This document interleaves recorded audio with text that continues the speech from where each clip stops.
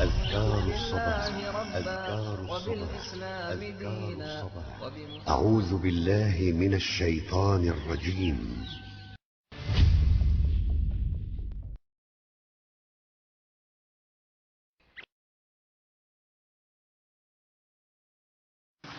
Bismillahirrahmanirrahim. Assalamualaikum warahmatullahi wabarakatuh. Pemirsa salamdakwah.com dan Salwa TV, semoga Allah Subhanahu wa taala melindungi antum sekalian dan memberkahi antum dan keluarga.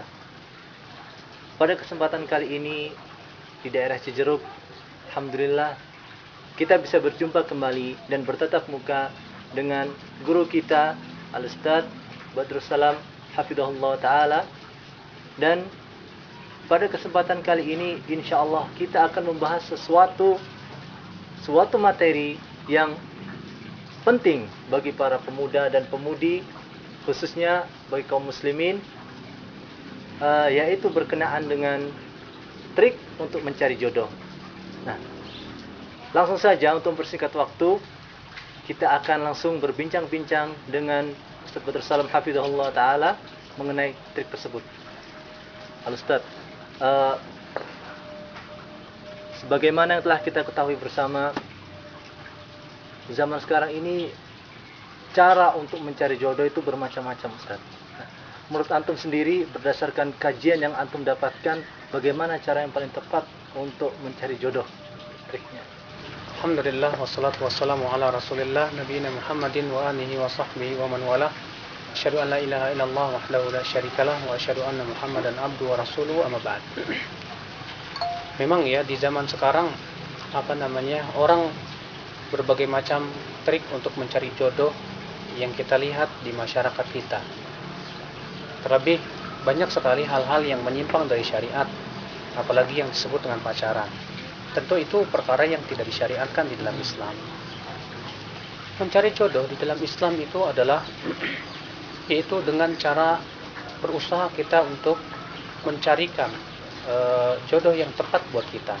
Dengan yang pertama kita meminta bantuan misalnya teman-teman kita yang mempunyai channel-channel ataupun hubungan-hubungan atau punya kenalan-kenalan yang dia bisa untuk mendapatkan jodoh tersebut. Yang kedua yaitu wali, terutama untuk wanita, sebab wanita tidak boleh diperkenankan untuk mencari jodoh sendiri seperti di zaman sekarang. Kenapa demikian? Karena wanita itu sifatnya mudah sekali tertipu. Dia mudah sekali terpengaruh oleh rayuan-rayuan gombal. Terkadang ada lelaki yang bermusang berbulu domba dengan membuat rayuan-rayuan yang memukau sehingga akhirnya si wanita itu tertipu. Maka dari itu di dalam Islam yang mencarikan untuk wanita jodohnya adalah walinya. Ya. Makanya kita lihat sebuah contoh misalnya ketika Hafsah ta'ayyamat, yang menjadi janda, maka Umar bin Khattab radhiyallahu anhu berusaha untuk mencarikan jodoh untuk Hafsah. Di mana Hafsah ditawarkan oleh Umar, ayahnya, kepada Utsman, kemudian kepada Abu Bakar radhiyallahu anhu. Kemudian rupanya Rasulullah SAW berminat untuk melamar yaitu Hafsah. Maka dari itu ini kewajiban aulia walinya, yaitu siapa, baik kakaknya ataupun ayahnya. Mereka lah yang hendaknya mencarikan jodoh untuk anak wanitanya atau untuk adik atau kakaknya wanita. Jangan dibiarkan keliruan untuk mencari lelaki yang katakan yang ia sukai di zaman sekarang ini. Berbahaya sekali. Berapa banyak wanita-wanita yang menjadi korban-korban para laki-laki hidung belang ya, dengan diberikan iming-imingan sesuatu yang membuat ia mungkin terbang hatinya. Nah ini, adapun seorang pemuda laki-laki, maka tentunya dia berusaha untuk mencari ya, dengan cara apa? Dia bertanya kepada teman-temannya ya. Adapun kemudian dia mencari wanita sendiri, kemudian langsung menemuinya di jalan, sehingga akhirnya terjadi sesuatu yang tidak disukai oleh syariat. Tentu ini tidak baik. Makanya kalau kita lihat ya, sebuah contoh misalnya Sa'ad bin Abi Waqqas radhiyallahu an ada keinginan untuk melamar seorang putri dari seorang sahabat. Maka Rasulullah SAW menyuruh Sa'ad bin Abi Waqqas untuk pergi ke rumah wanita ini dan ingin melihatnya. Lalu datanglah Sa'ad bin Abi Waqqas datang ke rumahnya dan berkata, sesungguhnya Rasulullah memerintahkan aku untuk melihat putri kalian. Ya. Nah, ini demikian tentunya di dalam mencari jodoh, ya. Allahu a'lam. Iya. Tadi alhamdulillah Ustadz sudah menyebut tentang sahabat Sa'ad bin Abi Waqqas, dan kala itu ada nazar, ya, singkat dari Sa'ad bin Abi Waqqas terhadap seorang wanita. Nah, menurut Ustadz, batasan-batasan orang yang ingin menikah itu ketika melihat wanita yang ingin menikah itu seperti apa, Ustadz? Para ulama terjadi perbedaan pendapat mengenai batasan-batasan yang hendaknya dilihat ketika melihat calon daripada yang ingin kita hendak nikahi tersebut. Namun di sini ada sebuah garis titik atau sebuah poin yang harus digarisbawahi, bahwa nazar itu, kata Syekh Utsaimin rahimahullah, bagi mereka yang ingin menikah. Ya, bukan cuma sebatas ingin lihat-lihat saja, seperti yang dilakukan oleh banyak sekali ya para pemuda-pemuda yang iseng begitu. Nah, jumhur ulama mengatakan bahwa yang dilihat itu hanya wajah dan telapak tangan, dengan alasan bahwa wajah itu adalah mewakili kecantikan dan telapak tangan itu mewakili gemuk atau tidaknya tubuhnya. Sementara sebagian ulama mengatakan bahwa yang boleh dilihat itu adalah yang biasa terlihat tidak di rumahnya, seperti rambutnya, seperti lehernya, seperti lengannya, seperti betisnya. Dan ini mereka berhujjah dengan dalil diantaranya hadis bahwa Rasulullah SAW ya bersabda kepada seorang sahabat, ya unzur ilaiha, ya lihatlah. Dan di situ tidak diberikan padanya sebuah batasan tertentu. Dan disebutkan dalam riwayat Jabir di mana Jabir bin Abdullah mengatakan, fakuntu atatabba'u laha, aku pun berusaha untuk melihatnya dalam keadaan dia sedang lalai di rumahnya. Artinya ketika dia sedang di rumahnya dengan memakai pakaian-pakaian yang biasa terlihat di rumahnya. Ya. Demikian pula dalam satu riwayat bahwa Umar bin Khattab ketika ingin menikahi Ummu Kulthum, ya, maka beliau menyingkapkan betisnya, ya, untuk melihat betisnya tersebut. Dan ini adalah pendapat yang kedua. Adapun pendapat yang ketiga, dan ini pendapat Ibnu Hazm, dan pendapat ini tidak layak untuk kita ikuti, itu boleh melihat seluruh tubuhnya kecuali kubul dan dubur. Namun ini pendapat yang tidak layak untuk kita ikuti, ya, yang dikuatkan oleh banyak ulama seperti dalam kitab Fikih Sunnah Said Sabiq, dan juga ini pendapat yang dikuatkan oleh Syekh Albani rahimahullah, yaitu pendapat yang kedua. Itu diperbolehkan melihat yang biasa terlihat di dalam rumahnya, seperti rambutnya, seperti lengannya, seperti tangannya, karena berdasarkan riwayat-riwayat yang sudah kita sebutkan tadi, dan itu yang saya condong kepadanya, wallahu a'lam. Alhamdulillah, dua pertanyaan atau satu pertanyaan telah dijawab oleh Ustaz Badrus Salam Hafidhahullah Ta'ala. Nah, sebagai pertanyaan terakhir Ustaz, kriteria jodoh yang ideal seperti apa Ustaz, ya? Kriteria jodoh yang ideal yaitu yang disebutkan dalam hadis Nabi SAW, yaitu tunkahul mar'atu li arba', bahwa wanita itu dinikahi karena 4 perkara. Karena cantiknya, karena kekayaannya, karena keturunannya, dan karena agamanya. Lalu beliau bersabda, fadfar bidzatid din taribat yadak, ambillah yang mempunyai agama, maka itu kamu akan beruntung. Namun apakah kecantikan itu penting atau tidak? Nah, ini terjadi khilaf para ulama, ya, di mana Abu Hanifah mengatakan bahwa cantik itu lebih didahulukan daripada agama, katanya. Alasannya kenapa? Kata Abu Hanifah, karena tujuan menikah itu adalah untuk menentukan pandangan.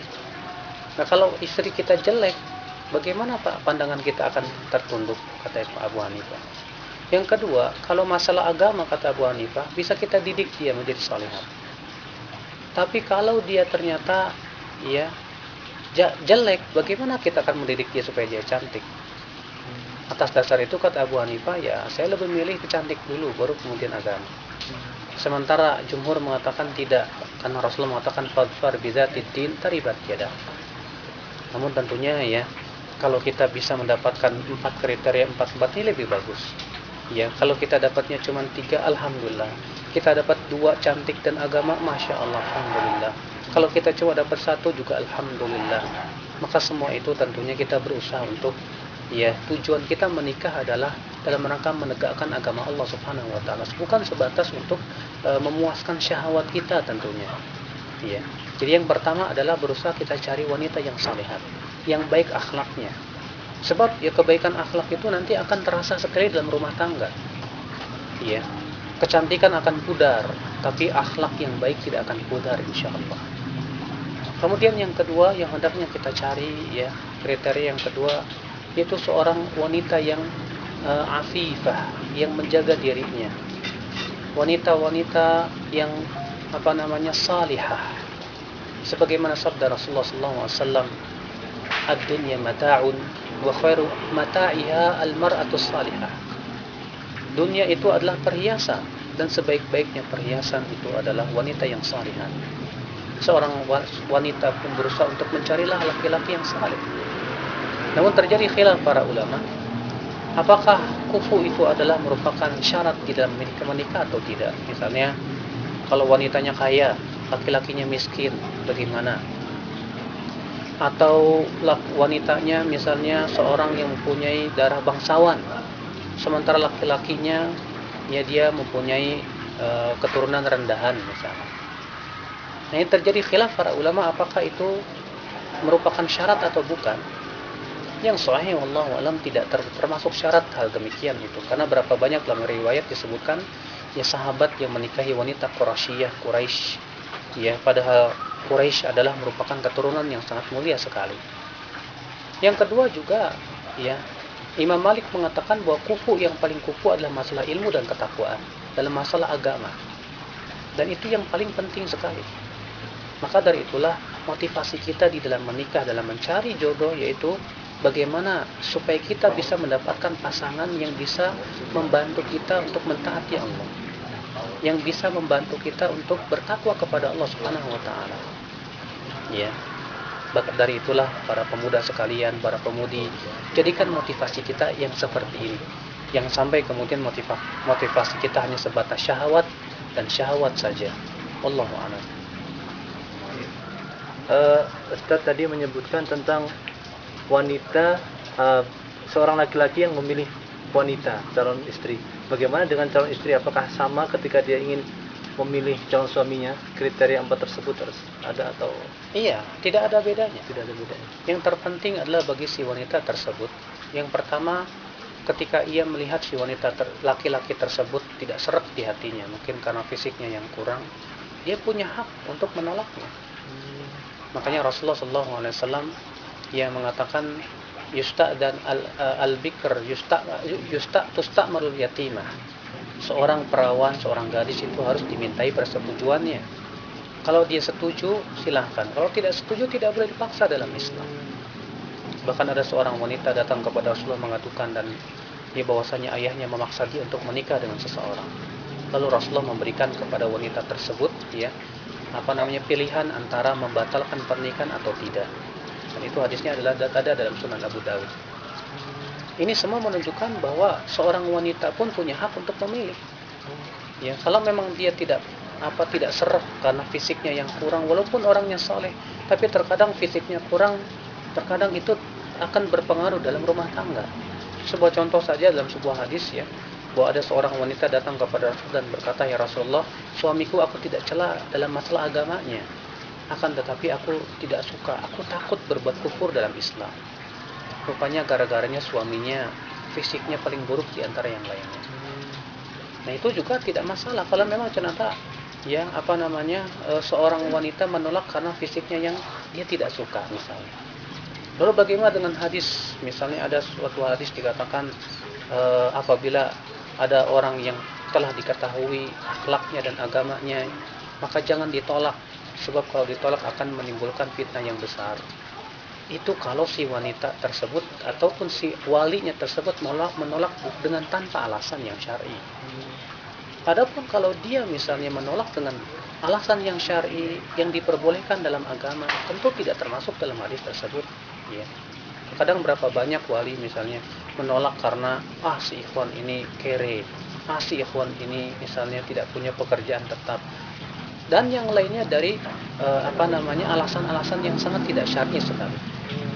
ya, maka yang seperti ini yang tidak diperbolehkan, sebab itu akan menimbulkan fitnah nanti. Ya, alhamdulillah kita telah mendengarkan fatwa dan wejangan dari guru kita Ustaz Badrus Salam LC hafizahullah taala, dan semoga kita bisa mendapatkan faidah serta bisa mengamalkannya dengan dan sesuai apa yang disyaratkan oleh Allah Subhanahu wa taala berdasarkan apa yang telah beliau sampaikan. Kita tutup majlis ini dengan kafaratul majlis. Subhanakallah bihamdika asyhadu an la ilaha illa anta astaghfiruka wa atubu ilaik. Assalamualaikum warahmatullahi wabarakatuh.